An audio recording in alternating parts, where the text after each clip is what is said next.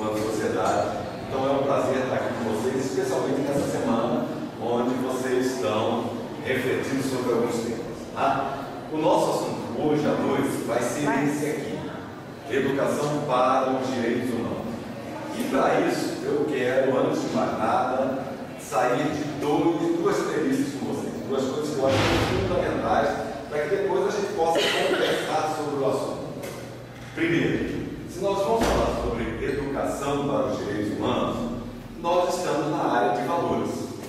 Afinal de contas, quem acredita em direitos humanos acredita que o ser humano é composto, entre outras coisas, de valores. Tá?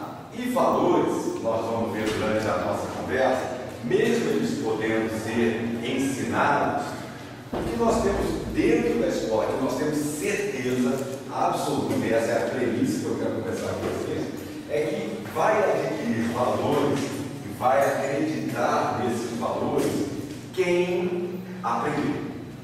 Então, no meu ponto de vista, é esse acordo que eu quero fazer com vocês, antes do sujeito a gente querer passar para eles: olha, os direitos humanos são valores que a gente tem que respeitar, que a gente tem que conhecer, que a gente tem que praticar. Antes disso, a gente tem que estar certo do seguinte: o sujeito tem que aprender português, o sujeito tem que aprender matemática, o sujeito tem que aprender história, o sujeito tem que aprender geografia.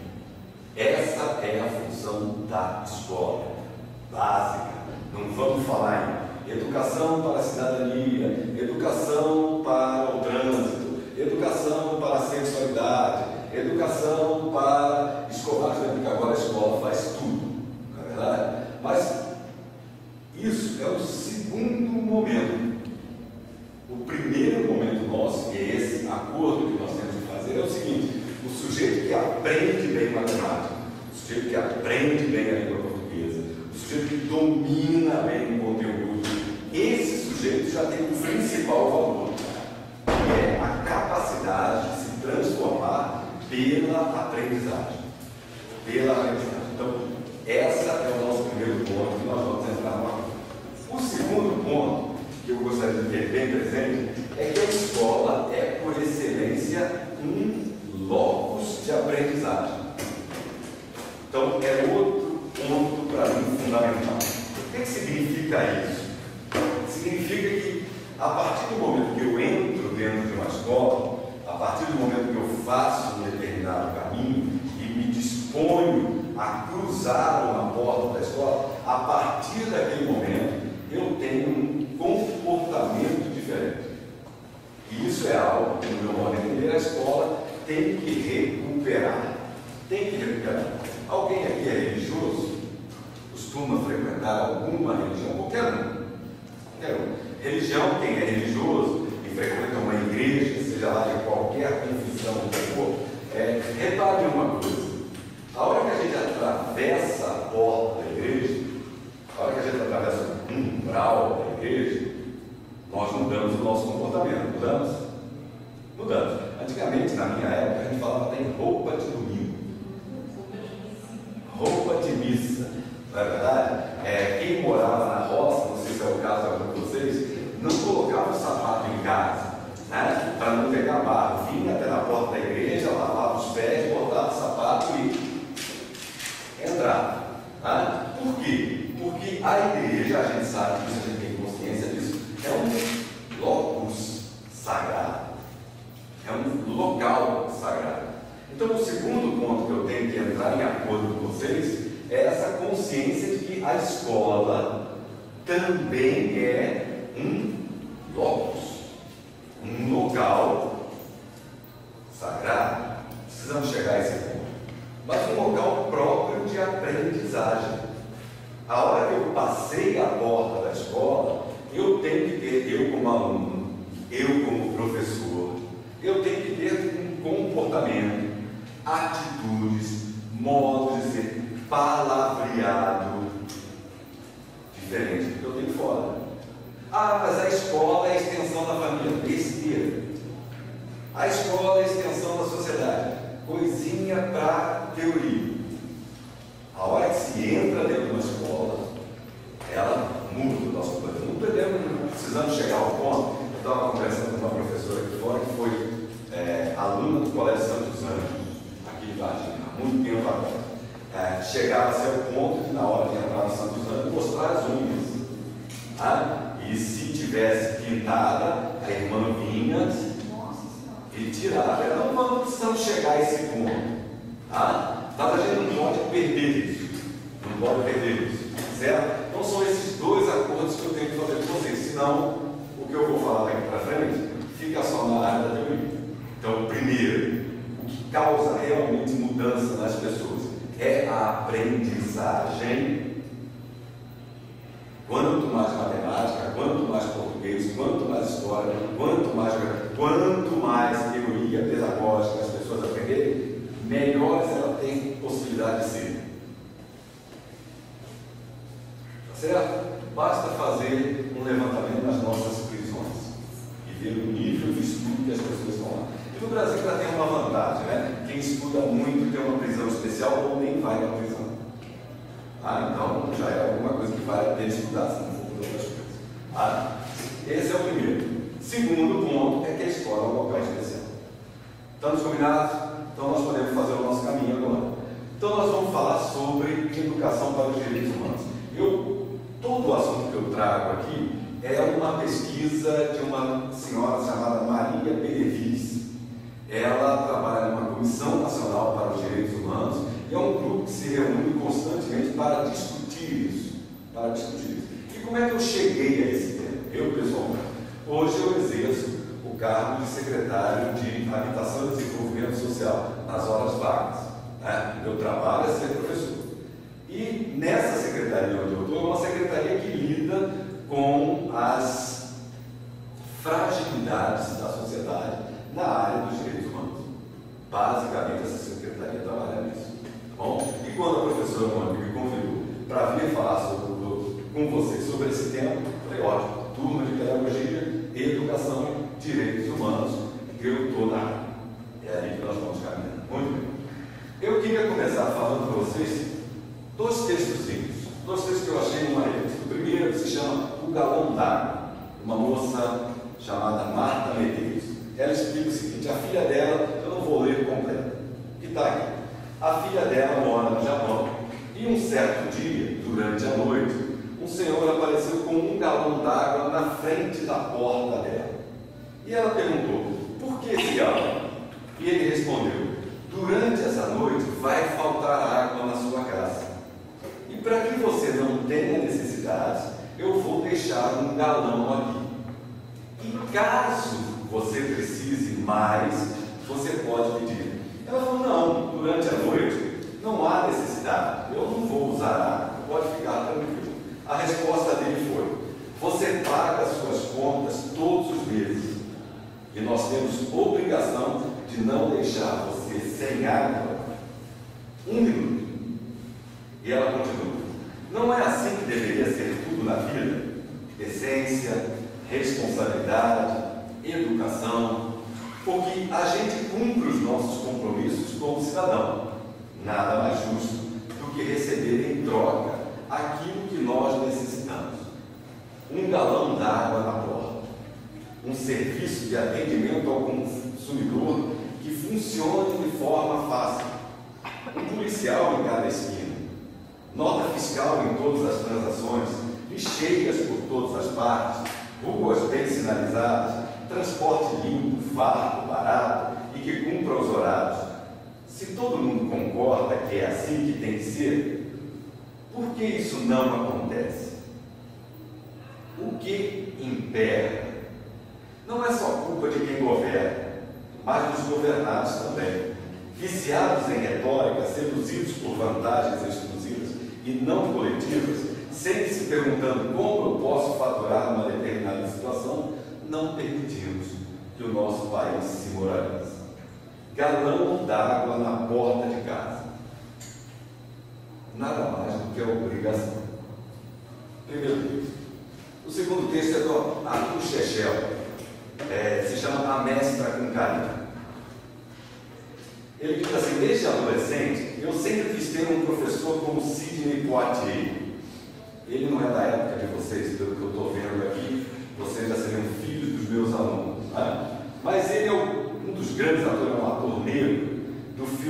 ao Mestre com Carinho. Já assistiu? Muito bem. Então ele começa assim: eu sempre quis ter um professor como o Sidney Poitier, do filme Ao Mestre com Carinho. Ele conquistou uma turma de adolescentes desajustados, numa escola pública na parte mais pobre de Londres. O professor corta um dobrado para receber a atenção dos seus alunos, mas ele era tão bom que a turma acaba homenageando numa festa de final de ano. Se você não lembra do Sidney Poitier, você podia ter lembrado talvez de Sandy Dennis. Ela ganhou o Oscar de atriz coadjuvante pela interpretação de Quem Tem Medo, de Virginia Woolf. Mas ele se lembra dela, da Sandy Dennis, num filme chamado Subindo por Onde Se Desce. É um outro filme de escola, de uma periferia, onde ela vai fazer um estágio e ela se entusiasma tanto que ela acha que lá é o lugar dela. E ela fica lá. E ela fica lá para dar conta daquele local. Ela foi fazer um estágio e acaba ficando lá. Mas se você não se lembra mesmo dessa professora, que tipo de filme? Os filmes nos quais um professor muda a vida de seus alunos e eles se mostram gratos por isso. Olha só, um filme que mostra um professor que muda a vida dos seus alunos e eles se mostram gratos por isso. Se você não se lembra de nenhum desses filmes, se lembre ao menos de Sociedade dos Poetas Mortos. Esse é mais recente, com Robin Williams, que faleceu esses dias. Ele trabalha com o professor John Keating. Alguém assistiu esse? Esse é mais moderno. Tem uma determinada hora do filme que os alunos se entusiasmam tanto por ele que eles sobem em cima da carteira e batem palma para ele. Muito bem. Esses filmes são sempre comoventes. São aqueles que te fazem sair do cinema chorando. Aquele tipo de relação entre professor e aluno, onde o impacto que o mestre provoca no estudante, as lições de vida, tudo no filme é escrito para se emocionar. Na semana passada, esse foi no ano passado, esse artigo é do ano passado. Na semana passada, eu já, o velho, falando ele, descobri que esse encontro único entre mestre e aluno estava mais perto de mim do que eu imaginava. Os alunos da Escola Carolina Patrício, no Rio de Janeiro, ficaram sabendo que a professora deles seria submetida a uma quimioterapia. A professora de literatura chamada Norma Ribeiro do Carmo. E eles, sabendo que ela seria submetida à quimioterapia e sabendo que no dia seguinte chegaria com os cabelos raspados na escola, o que é que os alunos fizeram? Todos rasparam a cabeça e esperaram ela na escola. E ele termina assim: o choro dessa vez não foi provocado por um roteiro de cinema, uma notícia de jornal. Como deve ser boa essa professora? Como deve ser boa essa professora? Segredo fundamental nas nossas escolas. Então, essas duas coisinhas, esses dois artigos, um falando da questão da obrigação, um falando da questão da obrigação, e outro falando da questão do bom professor, a gente pode entrar no nosso assunto. Muito bem. Se nós vamos falar de educação para os direitos humanos, 3 pontos são fundamentais. Deve ser uma educação permanente, uma educação para a mudança e uma educação para os valores. Educação permanente, gente, depende de 2 coisinhas. 2. Primeiro, a figura do diretor. Muitos de vocês serão diretores de escola, diretores ou diretoras de escola. Fundamental a figura do diretor. Fundamental. Às vezes eu fico meio desconfiado dessas escolas que fazem eleição da diretora. Às vezes eu fico meio desconfiado. Uma escola que não tem uma excelente diretora, que tem um programa, que tem um plano, que saiba onde ela quer chegar, não consegue. E a vida de diretor, gente, vocês estão se preparando para isso, para dar dentro de uma escola, a vida do diretor é extremamente solitária. Extremamente solitária. O diretor é aquele sujeito que está na sua sala, preparando seus planos, E o mundo está caindo sobre ele. A escola funciona assim, como um triângulo invertido. Como um triângulo invertido. Quem está aqui na base é o diretor ou a diretora. A nossa sociedade tenta colocar o diretor ou a diretora aqui em cima. Esqueça. O diretor é esse que está aqui embaixo, na ponta do triângulo. Na ponta. Então, a figura do diretor é fundamental para que a gente tenha uma educação permanente. Uma educação continuada. Que a gente saiba que hoje o programa que a gente quer alcançar na escola, no ano que vem vai continuar, no outro ano vai continuar, no quarto ano vai continuar, e assim por diante. Escola é um lugar, se a gente faz uma burrada, demora no mínimo 4 anos para resolver. No mínimo 4 anos para resolver. E se a gente quer alcançar um resultado, ele demora também no mínimo 4 anos para alcançar. Não tem jeito. Hoje eu peguei uma turma e no final do ano essa turma vai estar fantástica, completamente diferente. Não acontece. Então a primeira figura é do diretor. A segunda figura é do professor, que eu acabei de falar. Então, se vocês amanhã são professores, são orientadores, são supervisores, são diretores, não sobrecarreguem o pobre professor.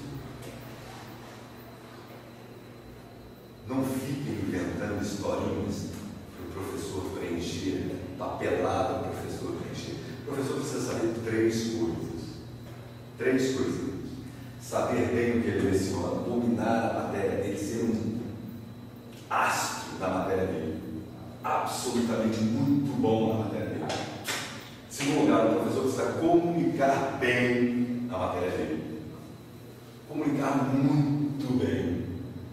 O professor precisa ser um ator, o professor precisa ser um palhaço, o professor precisa saber usar da palavra, o professor precisa conseguir dominar, ter a turma na mão dele.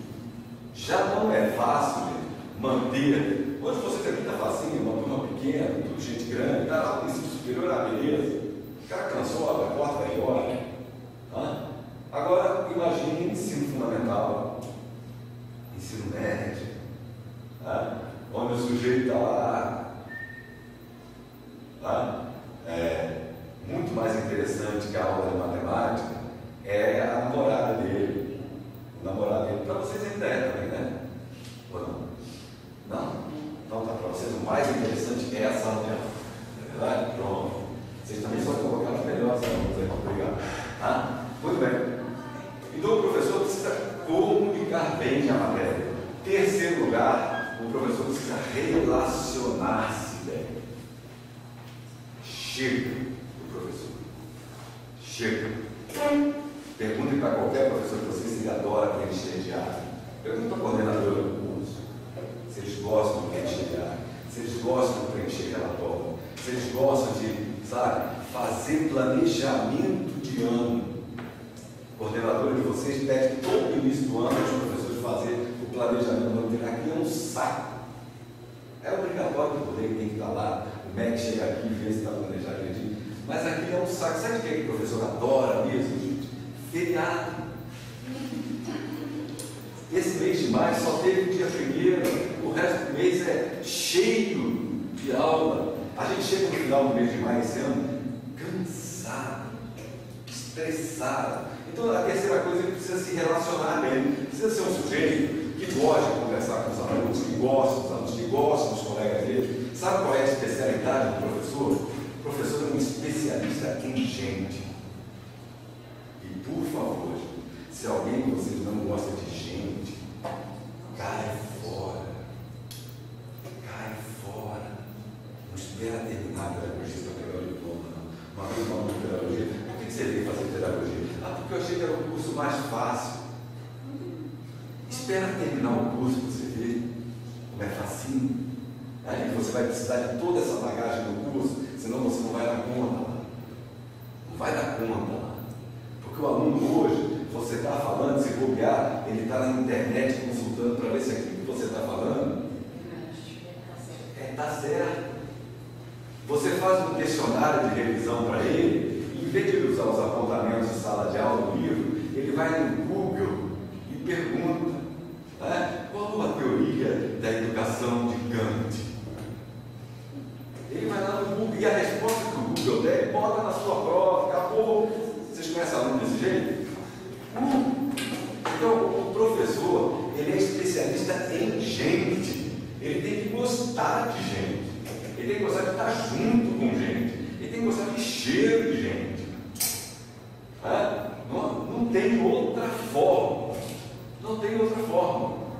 Senão, não é obrigatório. Ele vai tratar de cachorro, vai ser veterinário, vai ser. Veterinário é muito difícil, vai ser passeador de cachorro.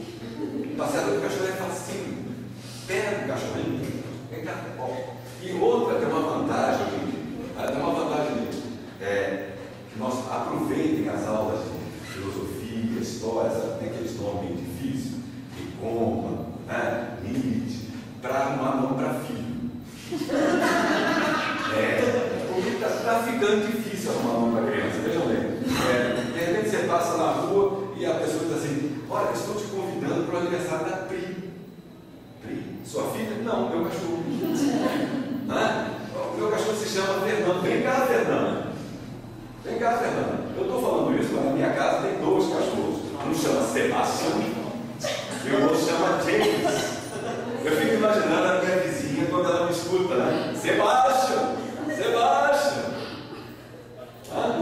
É um problema sério. Vai faltar nome para a criança. Então aproveite essas aulas. Se não aprender a teoria, menos os nomes, né? Ética Nicoma. Como é que é o nome do seu filho? Nicoma. Perfeito? Perfeito. Esse é um montezinho praticado. Perfeito. Vai voltar não.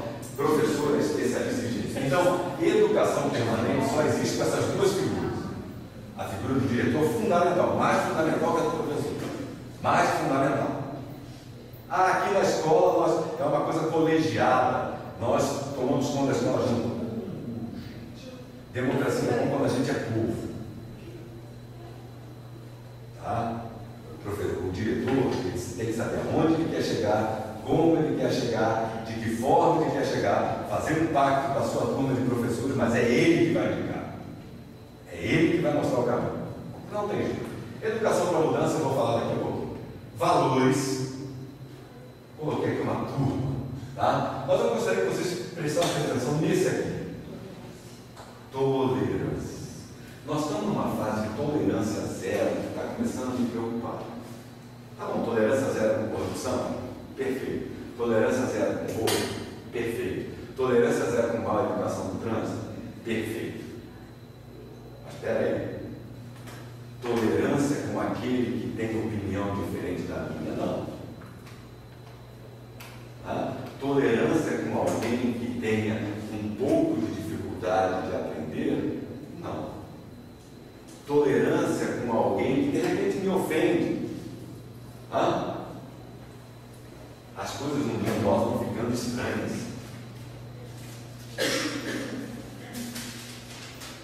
Alunos levam facas à escola para agredir colega. Idade dos alunos: 8 e 9 anos. Isso é aluno da periferia, deve ser gente lá do Carvalho. Alguém aquele barzinho? O povo cismou com o Carvalho. Eu não sei. Eu frequento o Carvalho, mas levou fama, né? Muito bem. 8, 9 anos. Colégio Cruzeiro do Sul, o segundo mais caro do Brasil, no centro do Rio de Janeiro. Periferia. 8, 9 anos. Eles foram flagrados dentro da escola com uma faca de cozinha em sua mochila. Eles haviam planejado uma emboscada. 8, 9 anos. Um dos colégios mais caros do Rio de Janeiro. Além dele é o São Bento. Se alguém acompanha a nota de Enem, o São Bento é sempre primeiro ou segundo do Brasil. Sempre. São Bento do Rio de Janeiro. É aquela escola que só tem meninos. Mas esse é o Cruzeiro do Sul, é o segundo. Tudo começou por causa de uma rixa de um aluno com outro. Então eu fiz uma rixa com ele e contei para ele. E ele faz o quê? Deixa com nós. Juntou mais um, amanhã nós vamos pegar ele. 8 e 9 anos. por causa de uma rixa. O que pode ser uma rixa de criança entre 8 e 9 anos? Tua mãe é feia. Você é viado. Uma rixa de criança de 8 e 9 anos deve ter, aqui não disse qual foi a rixa. E aí se pergunta, o que a escola vai fazer? Os outros pais queriam expulsar seus 2 alunos. Fácil, né? Lá para fora. A escola trouxe ele de novo para a sala de aula e disse, nós vamos trabalhar com os alunos.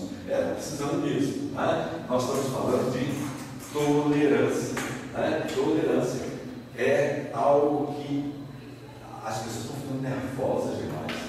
Por qualquer coisa brigam, por qualquer coisa discutem. Muito bem, vamos ver o que é essa mudança.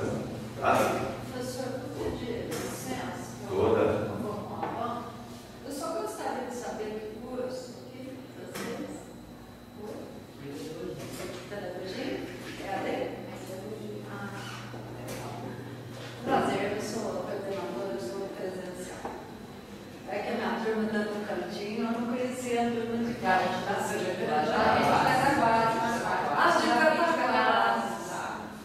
seja um bem. Então deixa eu saber quem está aqui. É, do presencial. Que legal. Muito bem. Quem é de Varginha do EAD? Ninguém? Quem é do presencial? Presencial de Varginha? De outro curso? Qual é o curso? Engenharia elétrica.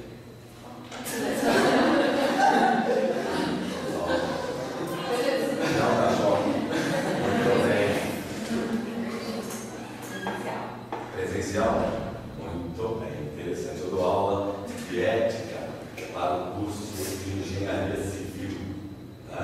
Engenharia civil e arquitetura. Essa turma é fantástica. De vez em quando eles me perguntam na hora da prova, pode usar a calculadora? São muito bons, muito bons. Bom, nós estamos falando de tudo. Então, os outros são todos da área de humanas. Não, eu sou da Arquitetura? Elétrica também. O pessoal aqui, então, os outros são todos da pedagogia. Então, tá bom. Eu tenho que arrumar alguns exemplos da área de vocês, então, também. Muito bem. Nós estamos falando de mudança, então. O que nós vamos falar de mudança? Nós vamos falar de uma mudança de cultura. Uma mudança de cultura. Agora, muita atenção, nós não queremos arrancar o que nós já temos. Normalmente, nós falamos em cultura. Quando a gente fala de cultura, a gente fala de preservar valores. Preservar valores. E quando a gente fala de preservar valores, a gente está falando de quê? A gente está falando de educação, a gente está falando de bom senso, a gente está falando de honestidade, a gente está falando de respeito pelos outros. Normalmente é isso que a gente fala. Precisando, não temos mais valores como antigamente. Os valores estão sumindo da nossa sociedade. Bem, nós temos que fazer isso. Mas para educar para os direitos humanos, nós precisamos educar para uma mudança de cultura, onde vai acontecer um desenraizamento de valores.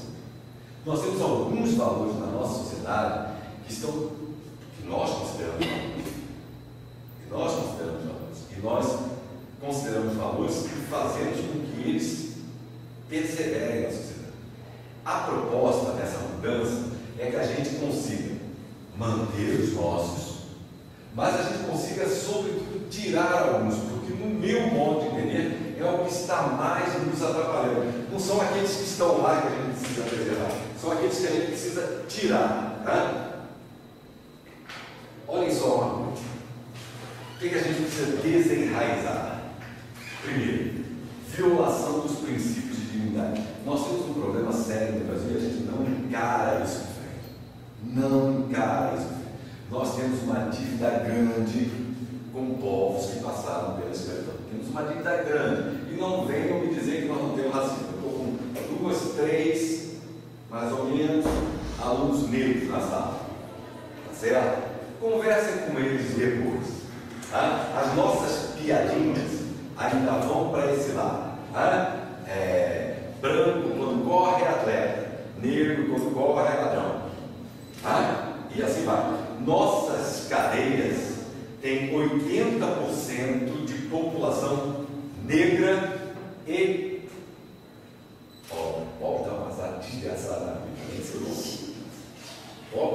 passar. Ainda por cima vai preso. Ainda por cima vai preso. 80, 90% da nossa população carcerária é de negros. E olha qual é a ideia da nossa população. Está fazendo o maior sucesso no Brasil um programa Mais Médicos, não é?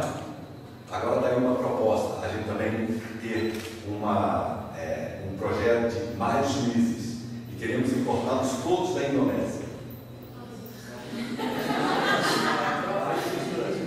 Hein? Mais juízes, mas queremos só da Indonésia. É uma boa. Não é? Na Indonésia é tranquilo. Entrou com 5 quilos de cocaína dentro do país. Mas vai dar certo. Na China ainda tem uma característica, ainda manda o preço da bala para a família. Eles fizeram até uma sátira. Foi viajar para a Indonésia, levando pó, voltou para o Brasil e pó. Perfeito. Então vamos fazer um projeto mais simples. E a gente teima em esconder isso. A gente teima em esconder isso. Os negros, a gente tem que falar isso de frente. Os negros ainda têm menos acesso ao mundo do trabalho, os negros ainda têm menos acesso ao estudo universitário. Façam uma conta do Nunes. Façam uma conta do Nunes. Mas Varginha é uma terra de branco. Não é não. Não é não. Varginha é 3 pontos. Nós temos um passado. Varginha é 3 pontos, a nossa região aqui, não sei, Cataguases. Nós temos um passado de forte presença negra. Indígena também. Eu não sabia de Cataguases, por exemplo, em 3 pontos, há uma doutora, uma antropóloga de 3 pontos, doutora, com várias escavações que são indígenas também. A nossa dívida enquanto brasileiros é muito grande.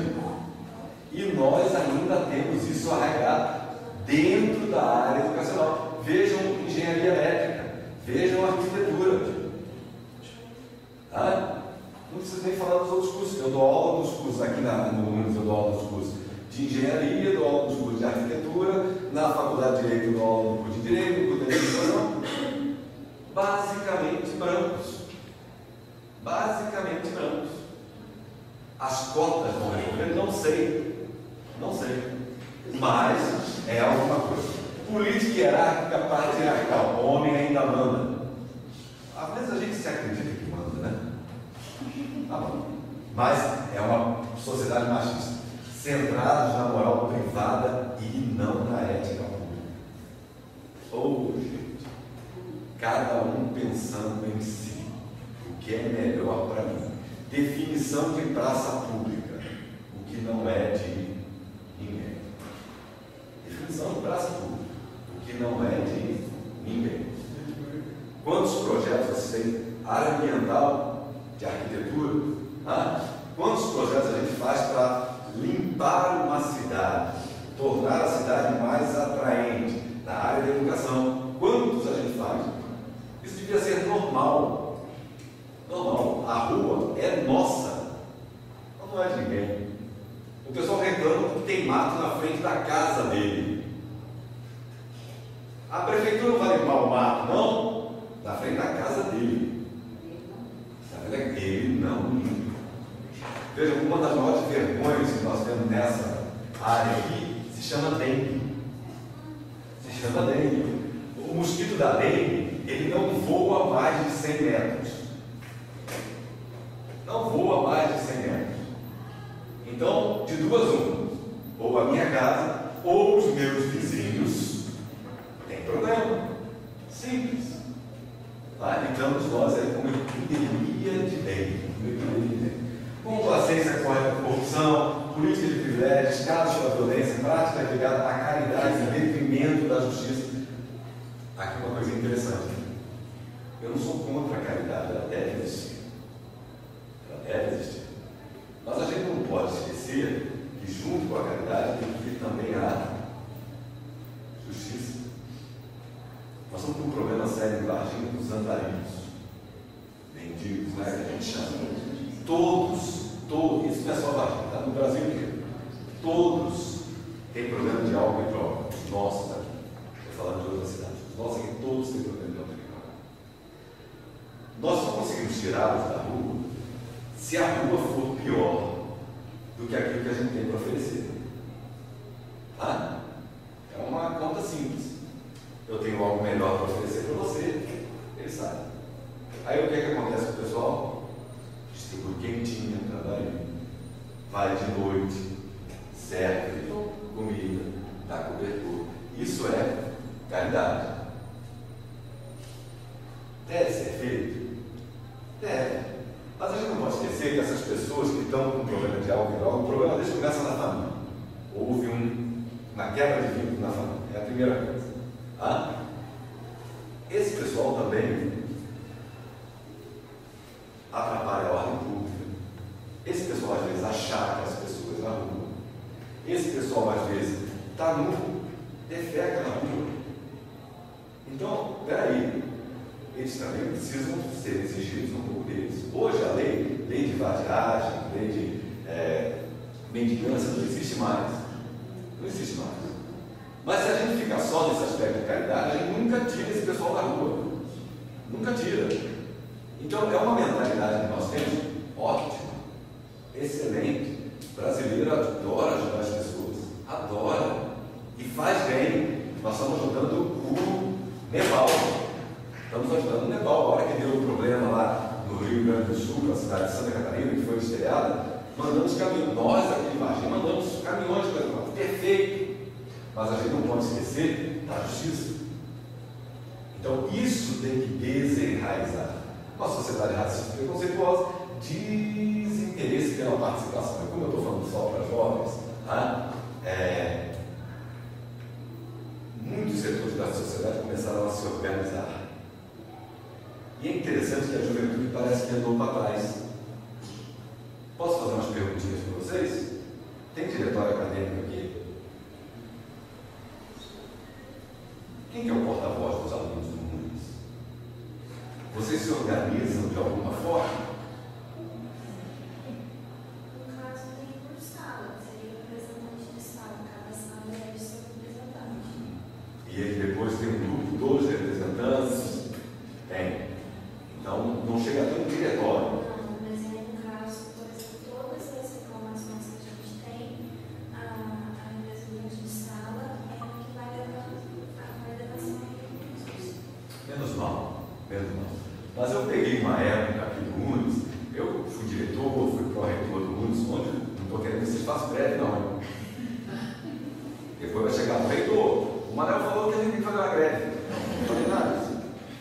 Mas eu já tive época do UNES, pró-reitor, que os alunos paravam na frente da faculdade, que para eles não no centro, fechavam lá e pronto. Antes primeiro vamos discutir as nossas reivindicações.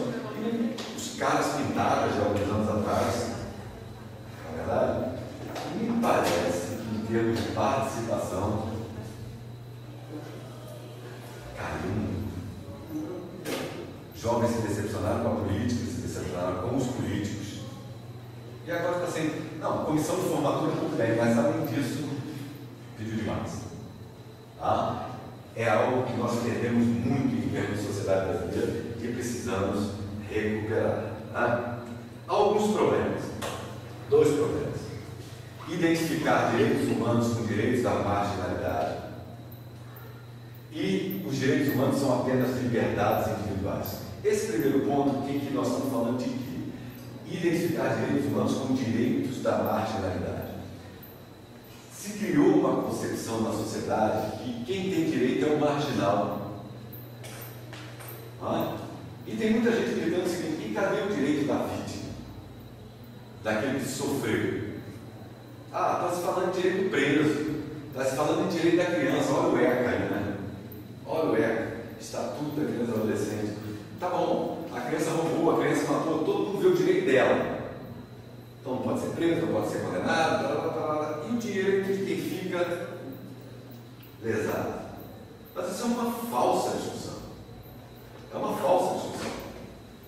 Até vocês que são da área de pedagogia, os outros pesquisam isso, até os anos 40 e 50, a gente falava em código de menor.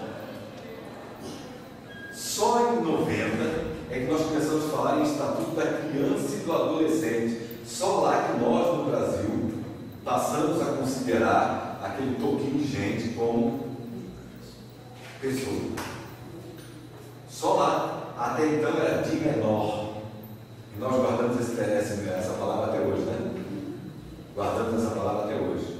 Ah, foi preso. Quem é? É o de menor. Na prisão só se fala de menor. E é uma falsa ideia. É uma falsa ideia. O direito das pessoas que estão atrás das graças tem que ser preservado. Mas a gente tem crescido. Agora, identificar com direitos humanos só de quem está atrás lá é um erro que nos leva a problema sério. E segundo, com as liberdades individuais. Eu vou falar mais um pouquinho disso lá na frente. Ah? Muito bem. Nós precisamos, então, de uma mudança cultural. E uma mudança cultural através de processo. E quando a gente fala em processo, aí a gente está na área da educação. A gente está na área da educação. Algo que a gente tem que construir. Algo que a gente tem que construir. Algo que é lento, que a gente vai ganhando passo a passo. Passo a passo. Isso é acreditar em processo. Por isso nós estamos levando a educação, os direitos humanos, para a área da educação. Esse é o sentido que nós fazemos hoje. Ver de que forma, dentro da área da educação, então agora não vamos falar só para a turma da pedagogia, vamos falar para a turma de elétrica, vamos falar para a turma de arquitetura. Tá? De que forma que a gente está vendo isso dentro da sala de aula? Vocês prestam atenção nos alunos? Prestam atenção nos alunos? Em sala? Prestam ou não prestam? Aluno tem umas características interessantes, não é verdade? Aluno tem características interessantes. Dia de prova. De repente junta um bolinho em torno do cara chato da sala de aula. O cara, durante o ano, estava separado de todo mundo. Dia da prova, chove do lado dele. Ô, turma solidária. Não é verdade? Não, professor, a gente não cola. É só para conferir. Eu dou a resposta, vamos ver se confere. Eu, às vezes, brinco que aluno, ele tem um pouco daquele instinto da galinha. Galinha é uma coisa interessante, vocês já perceberam? Com todo respeito aos alunos, eu também sou aluno. Galinha protege os pititinhos. Mas quando tem uma galinha meio doente no quintal, o que é que as outras fazem? Alguém sabe? Deixa de lado ou vai lá e pica para ver se mata mais rápido. Às vezes nós estamos falando de educação, em sala de aula isso acontece também.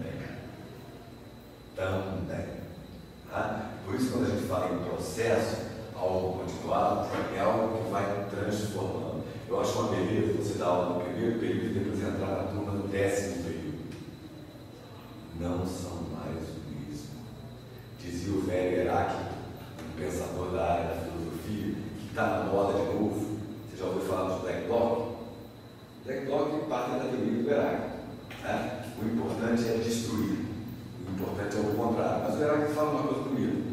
Você não entra no mesmo rio duas vezes. Nem você, nem as águas são as mesmas. Nem você, nem as águas são as mesmas. O Heráclito é o sujeito que diz o seguinte: quando eu comecei a falar para vocês, eu era um, vocês eram um. Quando eu terminar, vocês e eu seremos diferentes. Não seremos mais os mesmos. E um educador acredita nisso. Um educador acredita nisso. Acredita que a gente está mudando e mudando para melhor. Alguém aqui acredita em pena de morte? Gosta da pena de morte? É assim? Fã da pena de morte?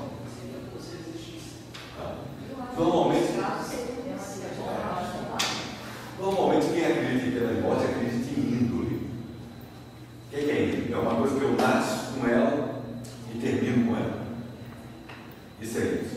O sujeito que quando nasceu já roubou o anel da parteira, não adianta. Não vai resolver. Então o melhor é matar. A pena de morte, no fundo, é um pouco isso. A gente acredita em índole. Ou pegaram o cara com 17 anos, o cara tem um processo de 10 páginas. Não vai resolver mais a vida dele. Se a gente acredita nisso, é melhor. Tá? Se a gente acredita num processo educativo, a gente acredita nessa possibilidade de começar a aula de um jeito e terminar de outro. A gente acredita na possibilidade de começar a faculdade de um jeito e terminar essa faculdade de outro. A gente acredita nisso. E eu gosto, é uma das coisas que eu mais gosto na universidade, é isso. A universidade transforma a gente demais, né? A universidade é terra de ninguém, né? A universidade é terra de ninguém. A hora que você entra na universidade, você deixa de ser pai, mãe, tio, tia, você é universitário. Eu acho muito legal o pessoal na hora do intervalo usando o celular. Oi, bem, vamos. O que vocês estão fazendo? Acabei de sair da sala de aula, agora estou indo na cantina comer uma coisa. Tudo bem, tudo bom com você? Beijinho, tchau. Pronto, acabou.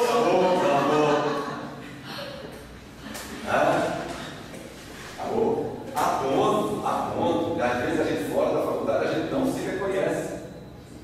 Esses dias um aluno meu me encontrou no supermercado e olhou para mim assim, professor. Eu digo, o cara faz compra em supermercado. Pior, ele olhou para baixo, eu estava de bermuda.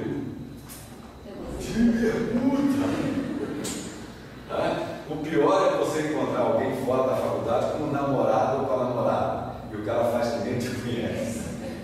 Passa. Redinho te conhece. Faculdade é fantástica. Faculdade é outra história.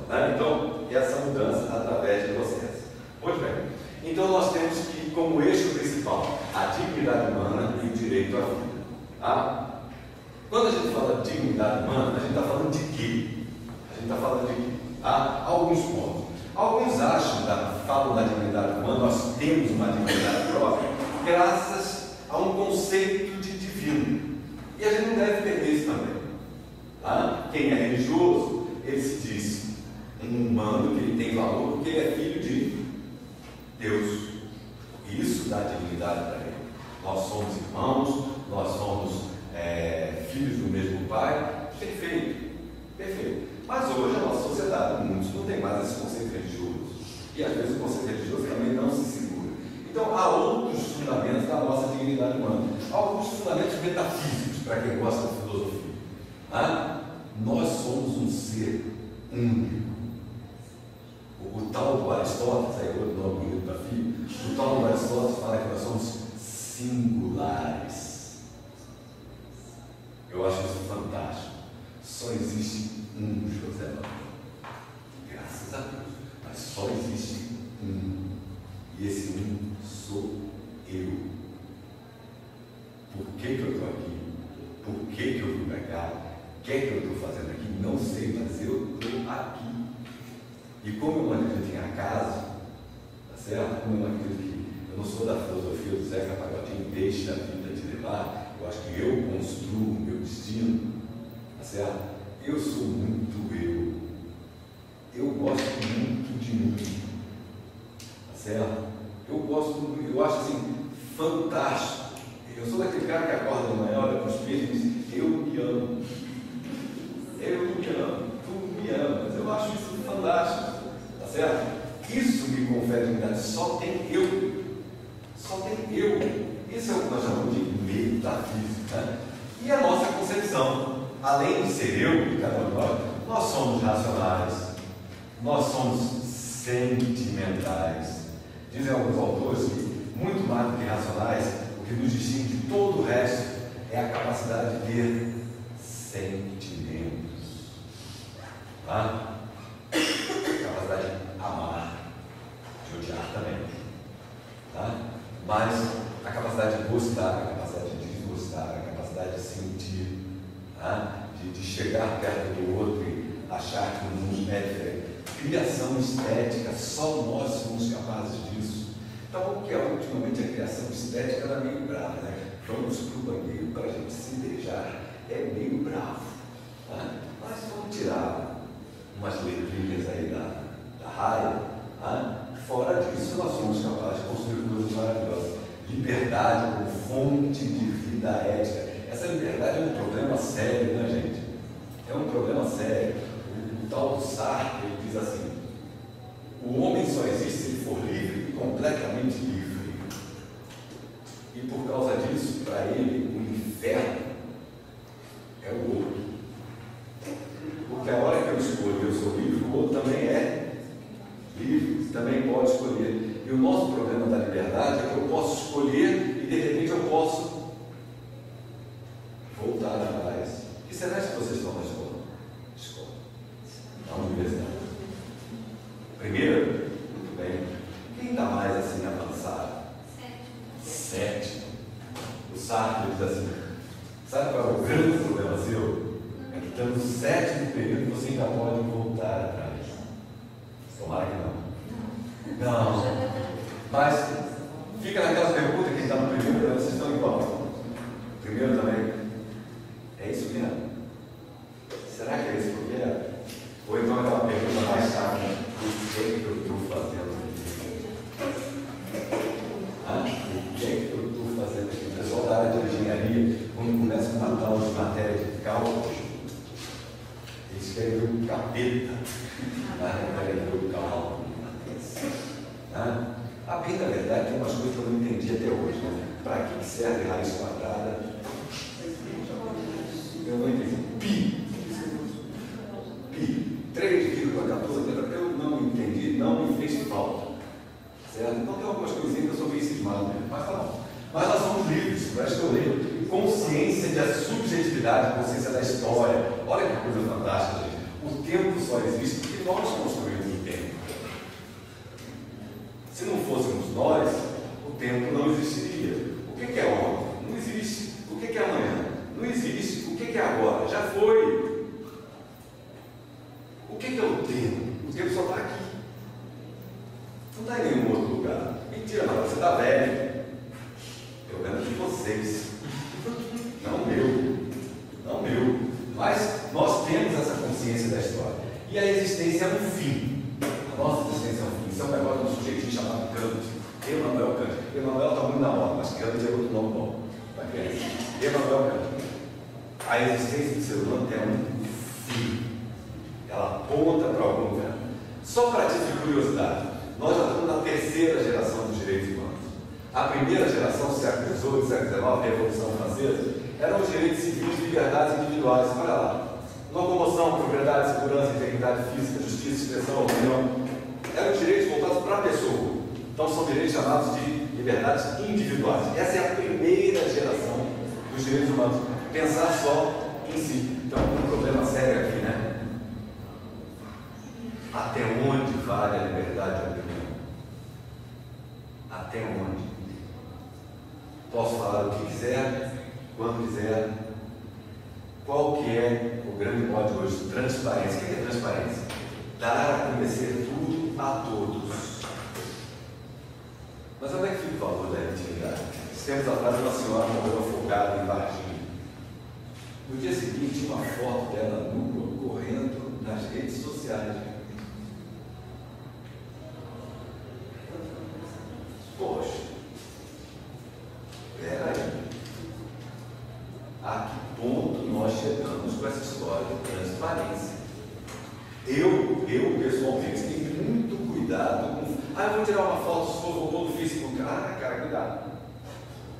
Há uns tempos atrás, em uma cidade de São Paulo, por exemplo, correu um boato que havia uma mulher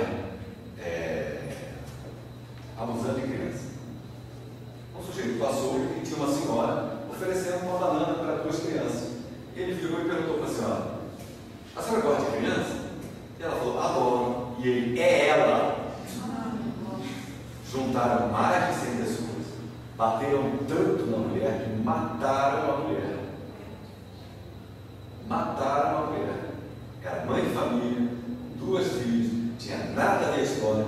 Um babaca colocou na rede social uma foto de uma pessoa suposta abusadora de mulher, uma foto que ele tinha pesquisado na internet já tinha anos. Até onde que vai essa questão de liberdade de expressão e de opinião? Tivemos um problema na França há poucos dias. Jesus Charlie. Tudo bem, o cara foi mexer com a religião dos outros, precisa isso? Precisa. Tem tanta coisa para mexer, vai pôr o Maomé de cueca, de bunda para fora? Precisa disso? Ah, mas é liberdade de expressão. Epa, peraí. Segunda geração. Essa geração de direitos humanos aqui, ela vem nos anos 40, 1940, depois da guerra. Tá? Abrange indivíduos e grupos sociais. Está lá, direitos trabalhistas, salário, férias, previdência, saúde, educação, administração, bens culturais. Tá? Então, veja, nós já temos um avanço. Já abrange indivíduos e grupos. Tá? Nós já estamos numa terceira geração, que são direitos coletivos, direito de solidariedade e pluralidade. É direito à paz, ao desenvolvimento. O que é paz, né, gente? Nossa, tem tanta definição. Paz é ser bom. Ponto final. Se alguém ainda está procurando o que significa ter a paz, construir a paz, significa ser bom. O que é ser bom, né, gente? Ser bom é quando nós, homens, a gente levanta para dar lugar para a mulher. Isso é bom. Ser bom é quando a gente passa por alguém e diz: boa noite, tudo bom? Boa? Tudo bem? Como é que você foi ontem? Isso é ser bom. Ser bom é: poxa, tem uma colega minha que entrou em licença de gestação, o que eu posso fazer para ajudar? Isso é ser bom. Não precisa fazer muita coisa. Poxa, tem um colega meu que tem dificuldade em sala de aula, não dá conta do negócio. Vem cá, antes da prova, eu posso te ajudar? Coisa simples. Isso é ser bom. Não precisa complicar a vida, não. Estamos na terceira geração. Muito bem. Características dos direitos humanos, naturais e universais, interdependentes e divisíveis, devem ser consolidadas em consciência universal. Características de direitos humanos, como características de valor, gente, eles são indivisíveis. Não existe gente quase honesta. Hein? Ou é ou não é. Não existe gente quase boa. Não existe gente quase humana. Não existe gente quase do bem. Ei, estamos falando de valores. Valores, ou você é, ou você não é. Ou você tem, ou você não tem. Então, é isso que a gente não pode ter. Ah, não, mas não dá para ter uma exceção na hora da declaração do imposto de renda? Não dá, cara. Se você fez rolo na declaração do imposto de renda, você não é honesto. Ah, mas na hora da prova não dá de colar? Cara, professor, você nunca colocou ali. Vou confessar isso para você, não fala para mim. Na minha época, você disse que não cola, mas sai da escola. Ah? Mas peraí, você está brincando com as coisas. Você aprontou o semestre inteiro e na hora da prova está indo nas costas de alguém. E assim por diante. Então, eles são interdependentes, cada valor tem a sua área de atuação e são indivisíveis. Por que eu coloquei aqui naturais e universais? Porque a tentativa desse valor de direitos humanos é que sirvam para todos. Vou voltar ao velho Kant de novo. Se eu posso, todo mundo pode. Se eu não posso, ninguém pode. Quando a gente fala em valores humanos, em direitos humanos, a gente está acreditando em valores que sirvam para todos. Muito bem. Finalmente, algumas propostas. E eu vou começar a terminar algumas propostas. Nós temos que ter algumas premissas. Valor de igualdade e dignidade em direitos. Desenvolvimento de sentimentos ativos de cooperação e solidariedade. Cooperação e solidariedade. Acho que é algo fundamental. Há duas formas de cooperação e solidariedade bem clássicas. Uma a gente chama de articulação social e a outra de organização social. Organização social é você entrar num determinado grupo que vocês possam defender os direitos daquele grupo. Então, por exemplo, os negros se organizam para defender os seus direitos. Nós estamos falando de organização social. Os idosos se organizam para defender os seus direitos. Nós estamos falando de organização social. O outro é uma articulação social. Nós estamos com um problema numa comunidade. Como é que a gente vai se organizar para resolver aquele problema? A praça na frente da minha casa está suja. Como é que nós vamos nos organizar para... vamos chamar a prefeitura. Não. Como é que nós vamos nos articular para isso? Está tendo muita ação de imagem. Quem é imagem está vendo isso, né? Muito ação de imagem. que é que aconteceu de uma hora para outra? Eu não sei. Varginha não entrava nos noticiários. Agora está todo dia nos noticiários. Todo dia nos noticiários. Você lá em Cataguá, vocês que são de lá. Mas, o que a gente pode fazer? Agora, coisa simples. Um pessoal do Rio Grande do Sul tinha muito assalto numa determinada rua. O que eles combinaram? Se notou que o assalto era sempre no final da tarde. Eles combinaram de ficar na rua mais tempo. Ficavam na rua mais tempo. Pediram para a prefeitura trocar as lâmpadas e se organizaram. Diminuíram os assaltos terrivelmente.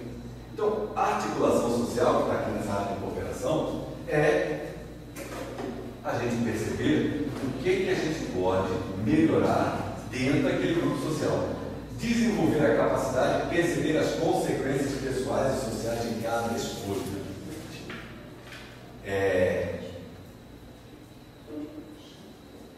Uma das características da responsabilidade social é prever o que vai acontecer no futuro, medir os seus atos. Medir os seus atos. O pessoal que vai fazer o Rock in Rio esse ano já mediu a quantidade de carbono que eles vão expelir durante o Rock in Rio. E eles estão vendo de que forma eles podem compensar o planeta por isso. Então isso é pensar nas consequências. E uma coisa que nós precisamos fazer dentro das nossas escolas é ensinar os nossos alunos, prever os nossos alunos, o que vai acontecer com os meus atos e quais são as consequências. Eu faço a primeira vez e não aconteceu nada, eu faço a segunda vez e não aconteceu nada, eu faço a terceira vez e não aconteceu nada, eu faço sempre. Quem é que já é pai ou mãe? Tá? Com criança é a mesma coisa, né, gente? A criança chegou em casa um dia e falou assim: ô mãe, na minha escola tem um monte de filha da puta. E você, que belezinha, ele fala palavrão. Foi a primeira vez. Na segunda vez, você já ficou meio assim. Na terceira vez, você ficou bravo e quis corrigir. Não dá mais. Não dá mais. Ele passou a achar que aquilo era uma beleza. Por quê? Ele aprendeu a não medir as consequências da sua escolha. Ah, mas a gente não pode castigar a criança. Troca o nome. Em vez de castigar, fala assim: eu passei um dever de casa para ele. Em vez de castigar, fala para ele assim: você vai pagar o que você fez. Pronto. Então não fala em castigo, não fala nada disso. Mas ele tem que perceber as consequências de cada escolha que ele faz. Ele escolheu isso. Perdeu, mano. Perdeu.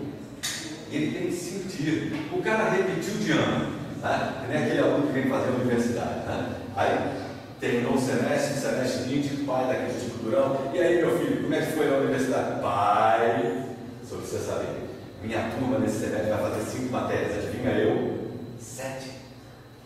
Eu falei: nossa, por que você está estudando mais? Eu gosto, pai. Ele ficou independência de dúvidas. Independência.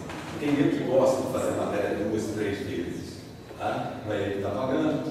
Então vai fazendo. Eu tinha um sobrinho meu, ele teve que parar a faculdade no momento só para fazer a dependência.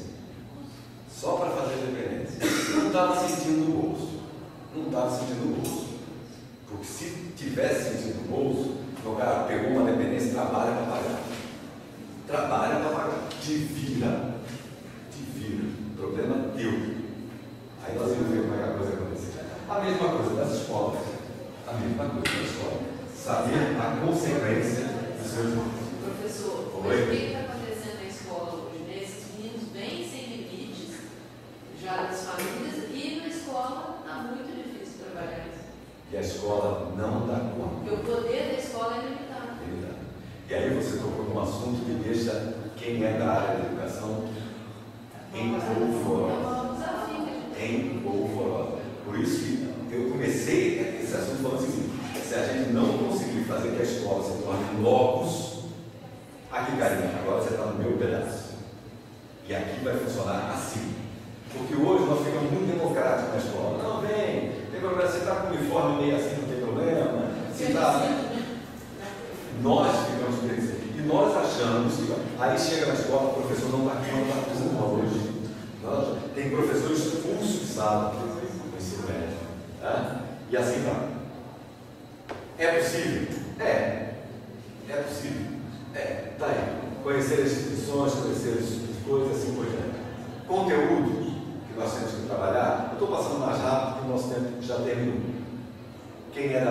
organização? Está aqui, noções, valor da obediência, bem público acima dos interesses pessoais e grupais, noção de responsabilidade, prestar conta dos seus atos. Tá? E eu termino com uma frase da Clara Coralina. Eu queria lembrar o seguinte: valores podem ser ensinados. Podem ser ensinados. Mas eles dependem, não é de discurso. Ah, nós vamos então dar aula sobre direitos e deveres na escola. A professora acabou de falar isso. Não resolve. Ah, nós vamos ter um tema transversal sobre direitos humanos na escola. Esquece. A escola tem que ter práticas onde as pessoas aprendam a fazer fazendo. Aprendam a fazer fazendo. Vou repetir dois autores que eu já citei. Um é o Aristóteles, que fala isso. A gente é aquilo que a gente faz repetidamente. Repetidamente. E a grande ética de Kant: saber o que deve fazer e fazer. Saber o que deve fazer e fazer. Então, em qualquer lugar, e agora especificamente para aqueles que são educadores, em qualquer lugar onde nós queremos inculcar valores, a gente tem que ter uma prática de valores, sabendo desse desafio, professor. A hora que terminar a aula, o carinho volta para o ambiente dele. Mas dentro da escola, ele tem que chegar nesse ponto. Ah, professor, nós temos um problema, a gente não pode mais expulsar aluno. É um problema. É um problema. Mas quando eu tenho a oportunidade de falar para pais, eu falo para os pais isso. Quem tem que aturar seu filho não é professor, não. Amanhã eu vou falar para mães. Seu professor não tem nenhuma função de ficar aturando criança. Criança que é mal educada, criança que não tem nenhuma função. Quem tem que dar conta disso é pai e mãe. Então, se a escola não se comporta como deve, devolve ele para casa, pode ir lá, dar conta dele. Infelizmente, nós não podemos fazer isso. Infelizmente, nós não podemos. Mas esse é o caminho. Não mandar o povo embora, mas fazer com que eles dentro da escola tenham uma atitude pró. Muito obrigado a vocês. Obrigado pela paciência. Obrigado pela atenção e tenham uma excelente semana.